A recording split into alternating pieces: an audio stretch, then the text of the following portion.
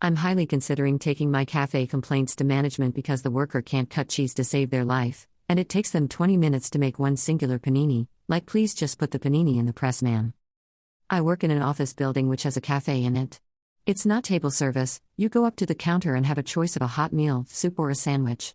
The owners don't manage it as they are a catering company that supply the food in the morning. They leave the worker to deal with the distribution of paninis and soup. He is a pleasant person and very talkative, and there is nothing particularly odd about him other than his apparent immunity to the passage of time itself. He will not prep anything. There's no sandwiches assembled and waiting to go. There's an empty fridge bit next to the counter. The racks stand barren, devoid of even a glimpse of a BLT. Okay, so the sandwiches are freshly prepared each time? Yes, great. But he doesn't prep the ingredients either. He has to take out and cut these up every single time someone orders something. And he will take his time. The man will cut cheese with the concentration of someone disassembling the Large Hadron Collider, and he does it on an order-by-order basis. I will explain his process. There will be a line of 4 people, and the first will order a cheese panini. He will take out and cut open a panini from the cupboard. He will open the fridge, take out the 5 kilograms block of cheese, unwrap it, cut 3 slices with the aching determination of a man clinging to the last trace of his self-control, rewrap the cheese, and place the cheese in the fridge. He will turn on the panini maker, it is not already on. He will assemble the panini and put it in. He will wait 20 minutes for the panini to cook, during which time he will start another order and begin the same process of taking out and unwrapping and slicing each ingredient before putting it away. He will take out, open, serve from, close, and put away each box of salad in turn. He will boil a kettle with enough water for 1 tea. Ladies and gentlemen, he will turn the machine off between paninis. Lunch only lasts 2 hours. We've had clients visit who attempt to get lunch during meeting breaks who return, sandwichless, and with a 1,000-yard stare. When he runs out of something, he doesn't score it off the board. Last week he ran out of all types of cheese, all week. He just kept explaining it to everyone individually. He ponders about aimlessly like a Skyrim NPC in an insurmountable tasks mounting in front of him. But he honestly seems to enjoy working there. It's like he just doesn't grasp the concept of pre-sliced cheese and well-timed panini makers. We've mentioned how long it takes him, but he just sort of laughs and says, fresh food. Just cut the cheese. Please just cut the cheese. The reason he's running out of food is the owners aren't selling as much and they're adjusting their stock accordingly. There is a lot of demand, but the supply takes 30 minutes to toast a panini and spends it talking crap about how mild this winter is. It's honestly driving me insane. But still, I feel like it'd be a jerk move. Edit. I've discussed this with several other key players in the cheese drama, and think we're going to do a bit of recon on the situation.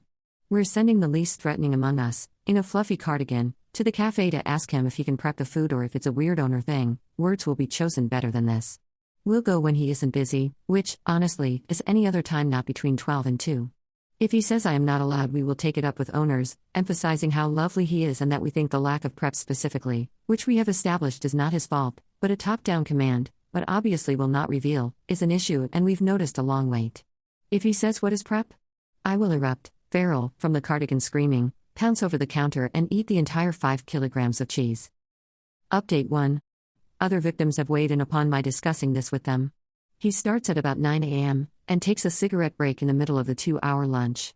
Apparently someone already asked him why he doesn't prep and he told them it makes his hands sore, and I don't know if she had anything else to add there because at that point I just started screaming. Also, to those of you picturing me as a petty, slightly weird man, I'm happy to reveal I'm actually a far pettier, deranged woman. Also, I need to stop milking it now because my exasperated boyfriend keeps asking me if I keep going quiet because I'm thinking about this post, and it's true. I am ruining Saturday.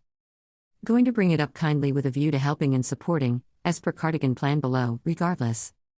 Also, thank you for all the awards, holy. Update 2. So I didn't update further as it felt like I was really milking the attention and being a bit insufferable, but that was probably somewhat my own anxiety about suddenly getting more than the attention of 3 people. I don't know if posting one here is okay. It probably is weird to do so too, but just as you were interested. So basically, I think the thing I failed to convey accurately was that the complaint was on behalf of everyone. Like I wasn't routinely forgetting lunch, but we all do sometimes, and when you have an office of 40 that affects someone every day. Also affected our clients who visited, etc. Ultimately, my boss ended up complaining after the guy went for another cigarette break at exactly 1 p.m. But it was constructive and nice, and the guy ended up getting extra training and the owner came in to assist at lunch and stuff. However, it started getting crazy with COVID, so the focus kind of went away. We went into lockdown a few weeks after, if I remember correctly, and haven't been back in the building in over a year. Hopefully soon though.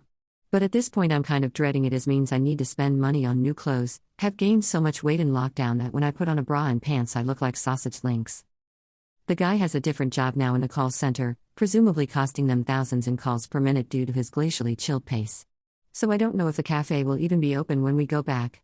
Also, there were a few comments that the guy may have had autism. I don't know, I have a few friends with autism, and I used to work as both a teacher and support worker, so know a lot of people with autism. I appreciate I don't know for certain, but I don't think he had it. I think he just didn't care that much / wasn't really suited to hospitality. But, one global pandemic later, it seems to have worked out.